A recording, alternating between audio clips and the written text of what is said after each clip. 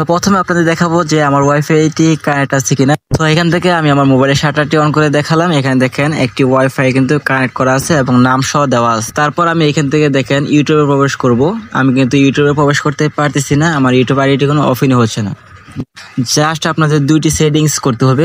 দুটি সেটিংস করার পর আপনারা সকল কিছু কিন্তু চালাতে পারবেন। কিভাবে দুটি সেটিংস করবেন আজকের এই ভিডিওতে দেখাবো। ভিডিওটি ভালো লাগলে অবশ্যই ভিডিওতে লাইক দিবেন। ধন্যবাদ। প্রথমে আপনার যে কাজ করতে হবে, আপনাদের ওয়াইফাই যে কানেক্ট করা আছে সেই ওয়াইফাই ভিতরে প্রবেশ করতে হবে। আপনি জাস্ট শাটারটি অন করে আপনার ওয়াইফাই ভিতরে চলে যাবেন। ওয়াইফাই ভিতরে চলে যাওয়ার পর এখান থেকে আপনি ওয়াইফাই উপরে ক্লিক করে দিবেন। সো ওয়াইফাই উপরে ক্লিক করার পর আপনি প্রথমে দেখেন ফরগেট নেটওয়ার্ক যে অপশনটি আছে এই অপশনটিতে ক্লিক করে দিবেন। সো এই অপশনটিতে ক্লিক করার পর আপনি প্রথমে পাসওয়ার্ডটি ফরগেট মেরে দিবেন। পাসওয়ার্ডটি ফরগেট করার পর আপনার ওয়াইফাইটি কিন্তু চলে যাবে।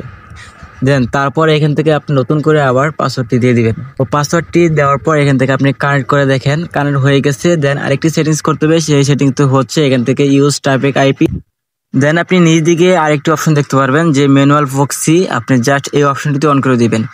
যদি আপনার ওয়াইফাই কানেক্ট করার পর যদি কোনো কিছু না চলে, আপনি জাস্ট এই কাজগুলো করবেন, আপনার ওয়াইফাই 100তে 100 চলবে। সো এখান থেকে দেখেন আমি প্রথমে আপনার ফেসবুক আইডিটা ওপেন করব। দেখেন ফেসবুক আইডিটা ওপেন করে আপনার দেখাবো ফেসবুক আইডি চলে কিনা। এই দেখেন আমার ফেসবুক আইডিটি কিন্তু খুব সহজে ওপেন হয়ে গেছে।